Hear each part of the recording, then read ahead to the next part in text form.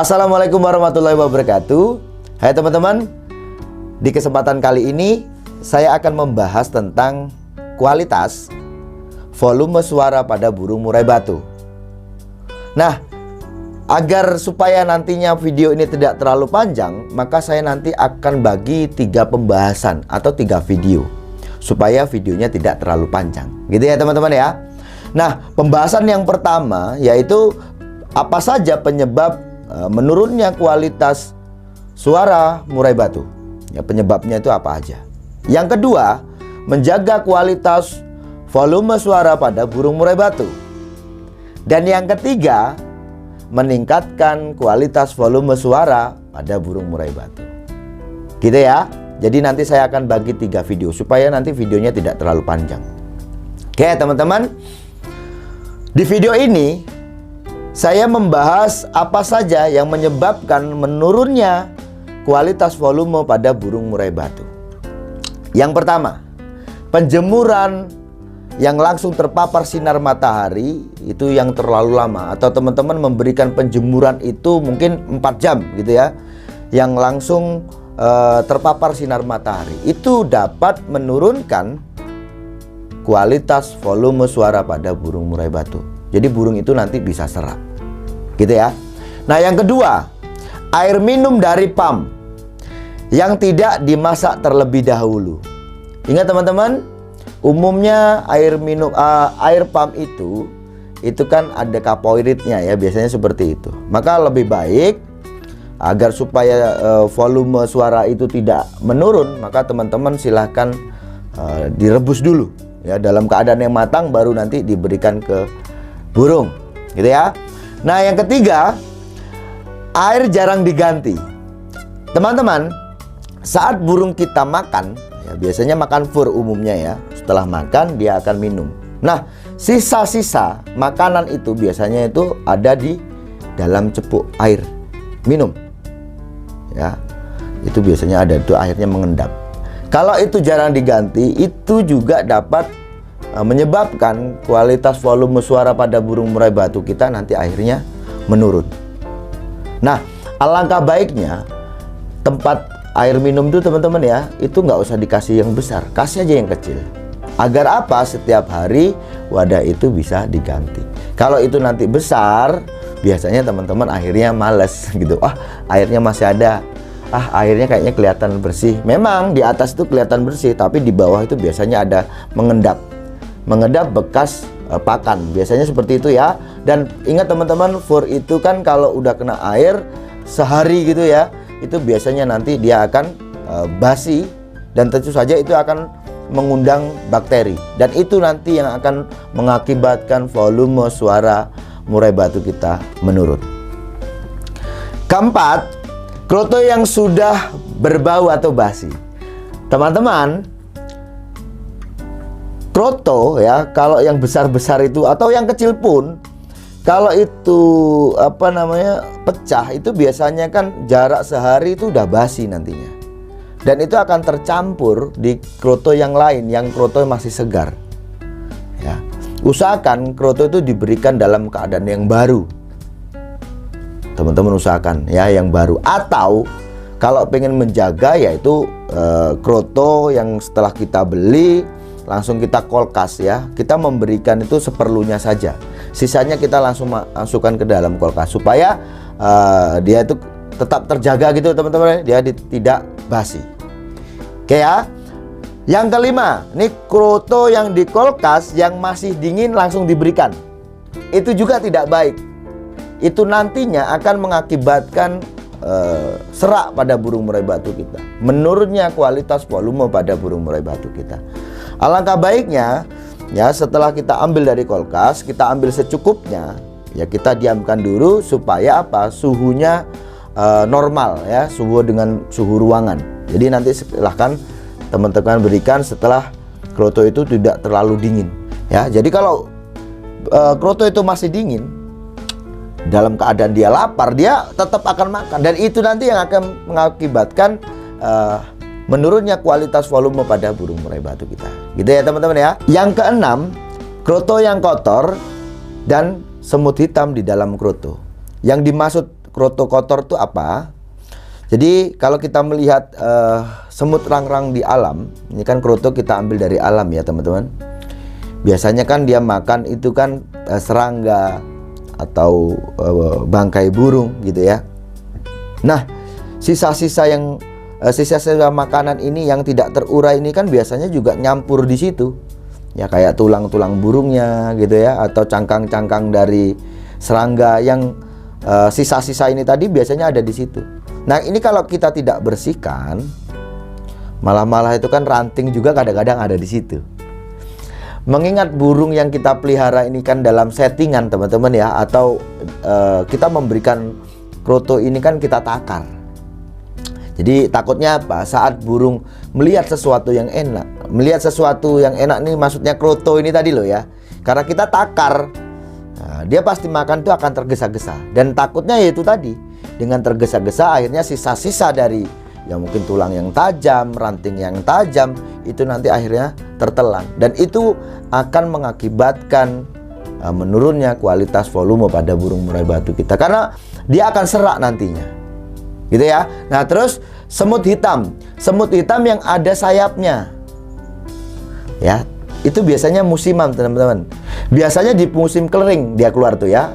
Nah, semut hitam yang ada sayapnya itu apabila dia sering ya termakan dan sering, itu akan mengakibatkan serak nantinya dengan jangka panjang. Tapi ya jangka panjang, tidak sekali dia makan terus serak, itu enggak, tapi jangka panjangnya itu akan serak. Itu menurut pengalaman saya. Yang ketujuh, jangkrik terlalu besar yang tidak dibuang kakinya. Jadi kalau umumnya pemain rata-rata saat memberikan jangkrik pada burungnya itu akan dibuang tuh kakinya ya, entah itu alasan pemain, juga ada yang mengatakan, Mas kalau kakinya nanti dibuang, padahal itu loh ya manfaat dari jangkrik. Ini omong kosong lah menurut saya. Terlalu berlebihan tuh ya. Jadi kalau kaki yang tajam tidak dibuang, cutangnya itu tidak dibuang, maka nanti akibatnya apa teman-teman? Ya mungkin sekarang masih aman, di burung teman-teman tuh masih aman, karena teman-teman pelihara burung cuma 1-2 gitu loh ya. Jadi belum pas ketemu sialnya ya. Kalau kayak saya ini kan udah sering kali pelihara burung, jadi udah paham gitu loh ya, kesialannya seperti apa. Jadi saat burung itu makan dengan tergesa-gesa, tidak dia eksekusi dulu, biasanya jangkrik yang pertama itu kan, karena dia masih lapar, dia makan, dia masuk itu kan, biasanya nanti akan melukai. Ya kalau dia tersedak biasanya sampai dikeluarkan ya, itu nanti akan melukai tenggorokan dia, dan itu nanti pasti akan bermasalah. Yang akibatnya apa? Burung kita suaranya akan serak. Gitu teman-teman ya. Jangan bandingkan di alam. Wah, di alam itu apa ada yang dimetelin juga? Nggak ada teman-teman, memang betul. Tapi kalau di alam, burung itu kan bisa menyesuaikan kapan dia makan. Jamnya makan, waktunya makan, dia bisa sesuaikan sendiri ya. Kalau burung yang kita pelihara itu yang jelas kita yang ngatur ya. Ingat teman-teman, kalau burung yang kita pelihara, kita setting, kita atur, jumlahnya pun kita atur. Kalau di alam, burung itu tidak ngatur jumlahnya berapa, itu urusan dia ya. Kapan dia mau makan itu kan karena dia lapar. Tapi kalau yang kita pelihara, yang jelas apa, burung itu jam-jam itu kan kita yang atur. Jadi keadaan burung lapar, takutnya dia tuh langsung tergesa-gesa, dan itu nanti akan mengakibatkan burung tersedak. Kalau dia sampai tersedak ya dan melukai ya, karena kaki belakang itu tadi cutangnya tidak dihilangi, maka itu nanti akan mengakibatkan luka, dan luka itu akan menyebabkan iritasi. Nanti serak itu burung ya. Jelas itu akan menurunkan kualitas volume suara pada burung murai batu. Oke, 8, ulat kandang yang diberikan tidak disaring. Ya, usahakan teman-teman kalau memang memberikan ulat kandang, entah itu dijadikan pakan EF atau pakan pokok ya, full gitu ya teman-teman. Ulat kandang teman-teman silakan berikan aja tempat pakannya, tempat ulat kandang itu tadi, itu yang ada saringannya. Jangan cepuk yang nggak ada saringannya, karena itu jelas berdebu ya, berdebu. Debu ini dari mana sih? Ini kan dari kotoran si ulat itu tadi. Ya, ini yang akan mengakibatkan serak. nantinya kalau itu nanti terhirup oleh burung, termakan dan terhirup oleh burung. Gitu ya. Entah itu dari, kan sekarang itu udah mulai ini ya, udah mulai modern ya.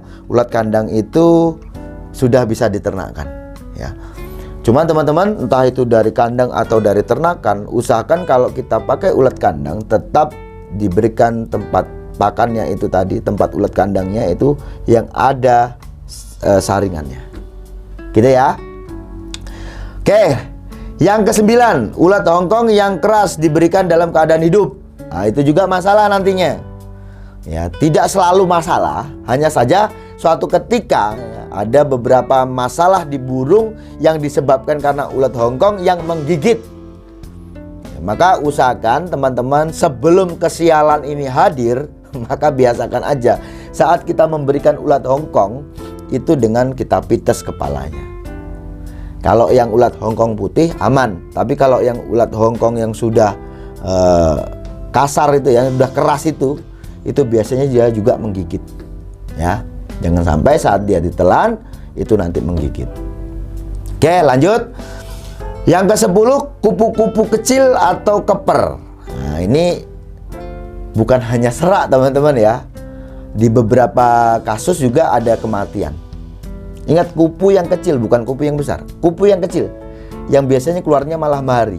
Biasanya suka nempel-nempel di dekat lampu. Nah, itu dapat mengakibatkan serak ya, keracunan. Itu nanti akan menurunkan kualitas volume pada burung murai batu. Oke. Yang ke-11, sangkar dan aksesoris yang berjamur dan berdebu.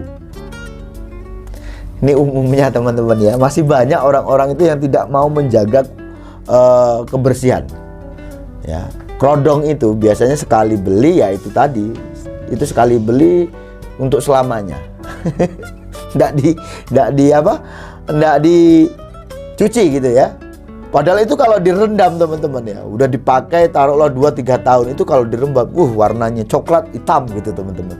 Nah, itulah di situ kan yang namanya kain kena debu, kena angin gitu ya, itu debu akan menempel ya. Dan debu-debu ini akan mengakibatkan bakteri ya. Selain itu juga debu kalau terhirup nantinya akan mengakibatkan burung itu akan serak. Dengan kerodong yang kotor, sangkar yang kotor. Kalau sangkar ini biasanya dia berjamur ya. Karena terlalu lama jamur itu akhirnya mengering dan dia nanti juga berdebu. Itu kalau terhidup juga masalah itu nantinya. Ya. Dan begini teman-teman, selain debu itu juga itu nanti akan mengundang seperti mana tungau. Nah, tungau ini kalau terhirup oleh burung dia akan berkoloni di kantong udara, itu akan menyebabkan kantong udara burung itu keruh dan itu juga akan menurunkan kualitas volume suara pada burung murai batu kita. Gitu ya. Sebaiknya untuk sangkar itu teman-teman jagalah kebersihannya. Paling tidak ya kayak kerodong itu 1 bulan sekali lah teman-teman cuci. Gitu ya. 12, asap. Entah itu asap kendaraan, asap rokok, atau asap dapur ya, masih mungkin dapurnya masih pakai kayu. Ini yang terlalu berlebihan dihirup oleh burung itu juga akan mengakibatkan serak. Ya, akan mengakibatkan menurunnya kualitas volume pada burung murai batu. 13, cuaca dingin. Kalau cuaca dingin ini juga umum teman-teman ya. Kalau hujan beberapa hari nggak ada panas, itu nanti akan turun tuh kualitas volume suara pada burung murai batu ya. Tapi ini kan sifatnya sementara ya kalau cuma cuaca dingin. Nah teman-teman, itu tadi adalah penyebab menurunnya kualitas volume pada burung murai batu. Teman-teman, kualitas volume murai batu itu sebenarnya sudah ada jatahnya. Ya, jatahnya taruhlah kalau kita pakai angka jatahnya 5, ya sudah 5. Nggak mungkin jadi 10 gitu ya, karena itu sudah jatahnya. Hanya saja dengan rawatan yang salah atau penyebab eksternal gitu ya, penyebab dari luar, itu yang juga bisa mengakibatkan menurun. Jadi yang tadinya nilainya 5 jadi 3 ya, menurunnya itu tadi. Nah, alangkah baiknya teman-teman jagalah supaya kualitas volume itu tidak menurun nantinya. Gitu ya teman-teman ya. Nah, teman-teman, di beberapa komentar itu ada yang menanyakan kenapa burung saya suaranya lirih, kenapa suara burung saya tuh tidak bisa keras saat tarung begitu ya. Ya ada karena burung itu mungkin umurnya masih muda. Kalau burung itu masih di bawah umur 3 tahun atau 2 kali urakan ya, mengingat bahwa mentok pertumbuhan itu teman-teman 1 kali mutasi, 2 kali ganti bulu. Atau kalau kita bicara tahun antara 2,5 tahun sampai 3 tahun. Itu nanti mentok pertumbuhan. Jadi kalau udah umurnya itu nanti tidak bisa lagi mau ke kencang lagi, itu tidak bisa. Kita hanya bisanya menjaga kualitas volume suara pada burung murai batu kita. Ya, dengan kita menjaga kualitas ini tadi dengan rawatan yang baik, maka ini tadi kualitas tidak akan menurun. Gitu ya teman-teman ya. Jadi kalau kita kasih angka itu, burung kita itu punya nilai 5. Kalau kualitas rawatannya bagus, tidak ada masalah dari luar, maka ya tetap di 5. Yang ditakutkan itu apa? Turun ke 2, turun ke 1 gitu ya. Begitu juga yang sudah jatahnya 10. Kalau bisa itu ya dipertahankan di 10, jangan malah turun ke 7, ke 5 dan seterusnya. Gitu ya. Kalau burungnya masih muda, wajar saja dia masih suaranya belum pecah. Jadi teman-teman nanti tinggal tunggu aja sampai dia mentok di pertumbuhan. Nah, ada lagi yang dia lirih karena burung itu terlalu birahi dan emosi. Biasanya saat burung itu diadu ya, dia itu ngeplay sambil geget gitu loh teman-teman ya. Itu bisa diartikan kan burung itu terlalu birahi. Nah, itu juga suaranya kayak lirih. Tapi itu nggak masalah, dengan kita turunkan birahinya pasti nanti juga dia akan suaranya kan lantang, karena itu terlalu birahi aja sih ya. Gitu ya teman-teman ya.